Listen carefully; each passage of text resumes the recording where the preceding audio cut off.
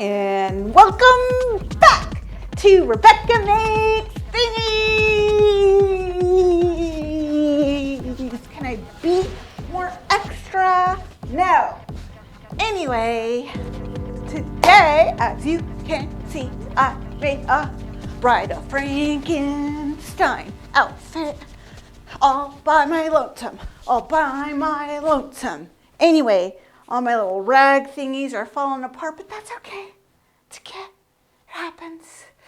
How do you like my hair? How do you like my outfit?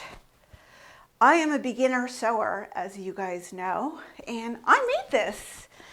A friend of mine helped me create this. It's called a sloper. Some people refer to it as a body template. So that was my main ingredient today. This, and this were old sheets, blue sheets. I even made my hair, I dyed it. Anyway, if you're interested in checking out how I made this cute outfit, this is for entertainment purposes only, really, because I am a beginner sewer. You can tell it's kind of big. You know, I wanted it to be big, but, you know, if you're an expert sewist, I'm sure you could do a better job. But I was just vibing on the Bride of Frankenstein, but like I wanted happy colors and I wanted her to bring some joy into my life and into your life. And so I thought I would share. So if you're interested, stay tuned. Keep watching. Yes. Okay, literally, what's wrong with me? I'm 1,000 years old and I still behave like I'm a teenager. Anyway, here is the body template / sloper. I'm just kind of pointing out a few of the main design areas, including the V-neck.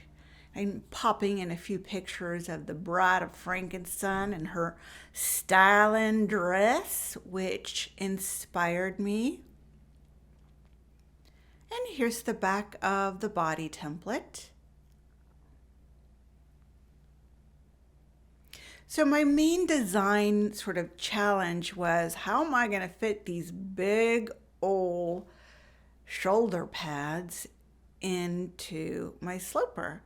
So I decided to add basically 1.25 inches. So this body sloper only has ease. So it's not uber tight, but it's not loose. So it doesn't include your seam allowance, and it doesn't include, anything else that you need to adjust for the fabric. And since I literally made this out of 100% old cotton sheets that had no stretch, I really wanted to make sure that it was not going to be tight. And that's why I went with a 1.25 inch seam. So as you can see, I'm just adding that all the way around from the neckline, around the shoulders, through the arm part. That's the bust area. And you just basically connect all the lines all the way down. Then I thought, well, I want a little bit extra in the waist because I don't want it to be tight. I hate things to be tight around my waist. It's a thing. But in hindsight, that was way too much. Actually, 1.25 inch was plenty, if not too much. So I'm inserting some pictures here so you can see, the finished product and how it was pretty big around the waist and the hip area. Definitely stick with the 1.25 inch amount. And I did end up, even though it still looks large, the finished product, I did take it in some. But if you don't want to have to deal with this, you can just take your body sloper and add, whatever your seam allowance is, and use some stretchy material, like, a stretchy knit, or even, workout material if you can find it cheap enough.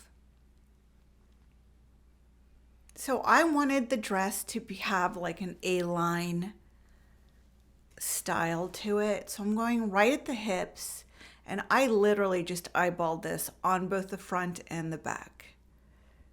So I just took my ruler, created what I thought was an A-line, a diagonal all the way down to the bottom. And then I did the exact same process on the back of the sloper, which you see here.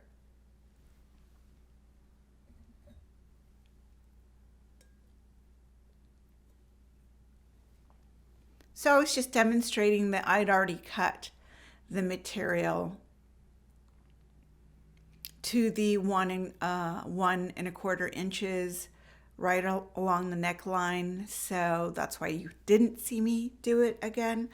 But basically what I did to the front, I did to the back, and then I cut it out. I was very determined to have a square neckline, which was another design challenge for me, as I've never done that before. So I'm using the V-neck out of my body sloper or body template, and going to create a square neckline from there. So I literally just draw a straight line from the unfinished neck area down 6 inches, connect those two lines, and then I'm going to go down 6 inches in the center front, which you'll see me do in a sec.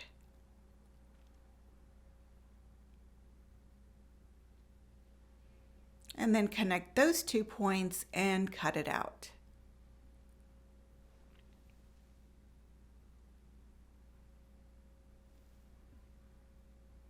Now I did, as I'm cutting this out, the next part you'll see is I decided to create facing. So facing just makes a garment look more finished.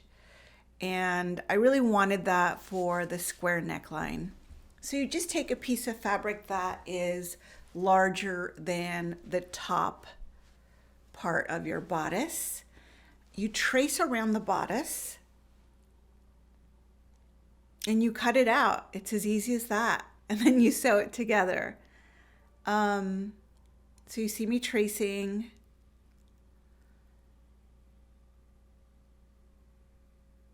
There, and then tracing around the neckline and the shoulders.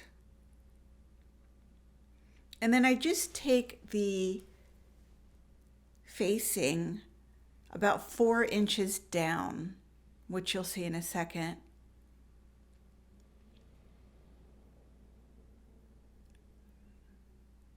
So I'll pull the bodice down a bit so that I can access the material, the facing. And I go down 4 inches. And I just draw a straight line across and I cut that out.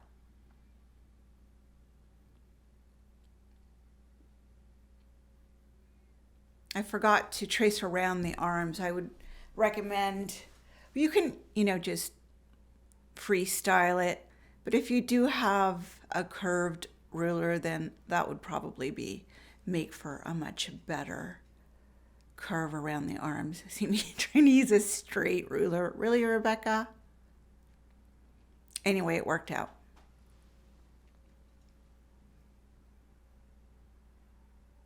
I did do the facing on the back, and I would not recommend it. Especially for a costume. It's extra work. And it really created kind of a bulky seam where the front of the bodice and the back meet, and you'll see that in a little bit. So I'm just cutting the facing out.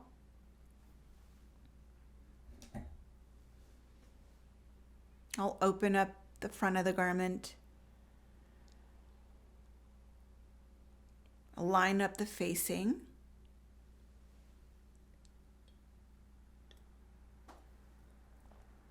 and you can pin it together or clip it together. and then just sew your seam allowance all the way around from the arm opening, shoulders, neckline, and all the way around to the other side.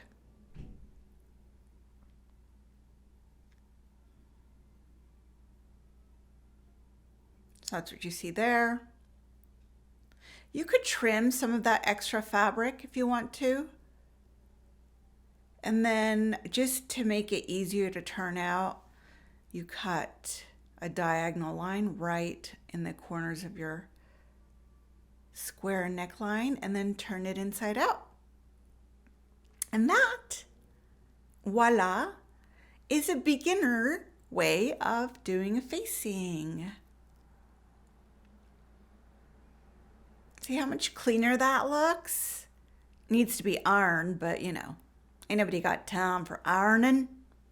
I mean, I will now, but boom.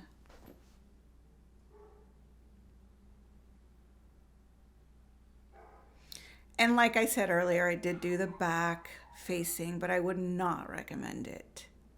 So I'm just going to speed through here.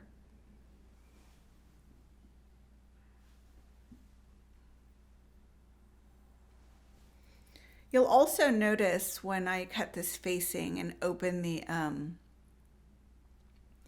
back of the bodice or the back of the dress that because this is not stretchy material, I literally did a little cheat and I just cut down the center back of the bodice so that I can make sure and fit my big old cob head in it. And then we'll talk about, you know, what I did to close it in a little bit. So I just take those two pieces. Now, if you're using stretchy fabric, you probably don't have to create this opening. It should be stretchy enough, and the neck opening should be plenty big enough for you to fit your head through. So there I just sewed it same way I did the front, and then you turn it out. And again, you can trim that extra, but see how thick the seam is there? So once I put that together, I noticed, because I did that cheat 6-inch cut, now the fabric was, that opening was too open. So I'll teach you I'll show you what I did in a little bit. But in this scene, I'm basically just demonstrating the different ways that you can close this. You can use a zipper, you can use Velcro, or you can use these hook and eye closures, which is what I ended up doing for this example. But for my original, I did use a zipper, but it's not necessary, especially for a costume.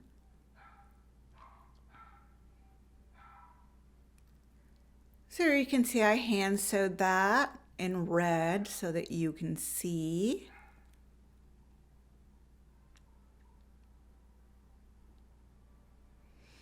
And then to address that opening, I pinched a pleat and literally just sewed across.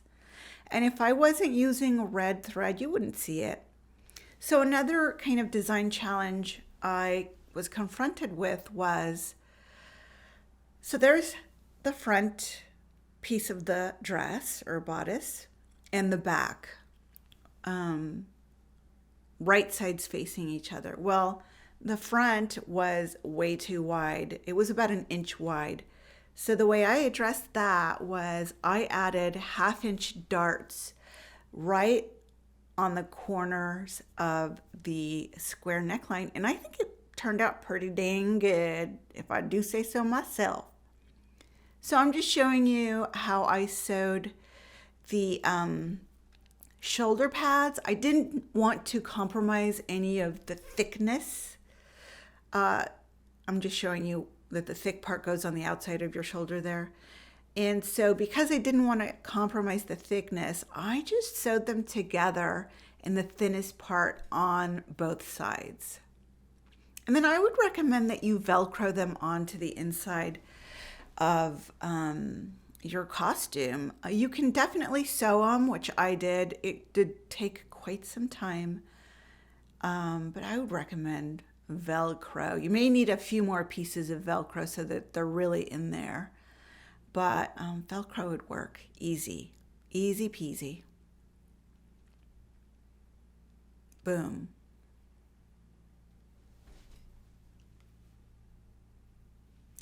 So once you're done adding the shoulder pads, you're pretty much done with this part of the garment. So you're just going to sew from the armholes all the way down the garment and try it on, and then finish the bottom hem.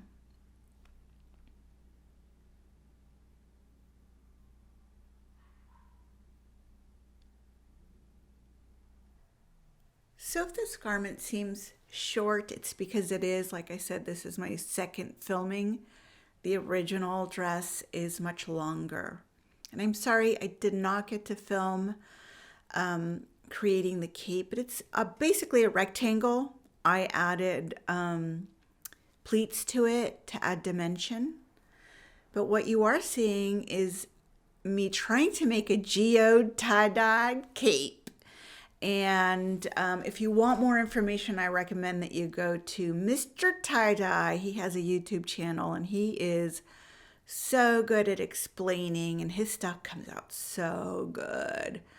But the long and short of it is you create that kind of weird circle-ish, oblong-ish shape, and then you take the fabric and you pinch it together along the line until that entire weird looking shape comes together.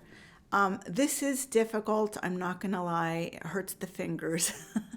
But you'll end up with kind of like, the piece that you've pinched along the line and then a piece of fabric sticking out. And then you I use dental floss around it to secure it. I think the wax from the dental floss prevents the dye from penetrating the fabric, and it creates more of like the images that you were seeing earlier. That was my finished cape.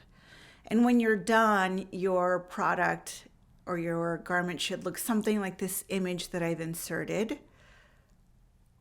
So you tie that on there as tight as you possibly can, and then you can continue to make little geodes by going all the way up that piece of fabric that's sticking out.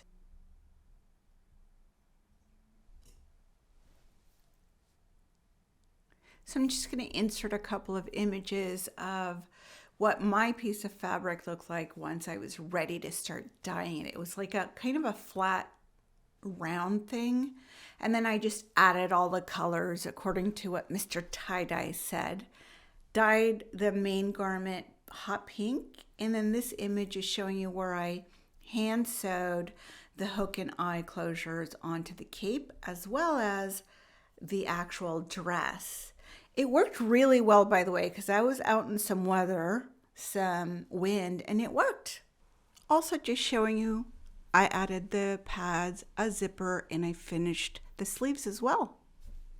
So if you enjoyed watching this entertaining, hopefully, beginning sewer video on the Bride of Frankenstein, happy, happy, happy, happy girl with hot pink dress and tie-dye cape, then please give me a thumbs up and consider subscribing. The last couple of months have been kind of crazy, I ain't gonna lie. That's why I haven't been able to create, really, I've created content, but I haven't had a chance to edit much. But I plan on doing more in the future, and this was a lot of fun, but I procrastinated big time. This was a couple of months in the works, and life has been happening. So anyway, that's me blathering on as per usual, but I hope you enjoyed watching this entertaining video. And if you learned a couple things along the way, that's cool. I think basically I just hope that if you're a beginning sewer, you know that you can do something like this as well. It was pretty inexpensive, I will say that. And if you liked it, please give me a thumbs up. Please consider subscribing. Comment down below. Let me know what you liked. Let me know what you want to see in the future. And trying to keep what I have all of 25 subscribers. I know, big time, right? Hello. Anyway, yeah, trying to grow that channel, trying to create some fun stuff for y'all. And but I gotta build it up, build it up, build it up, build it up, build it up, build it up, build it up, build it up, build it up, build it up, build it up, build it up. My thingies are coming off. Build it up, build it up, build your YouTube channel up, build it up, build it up. I'm building up, building up, building up, learning to sew, building up, building up, learning to sew, building up, learning to sew, building up, learning to sew, building up. Okay, yes, I'm spazzing out.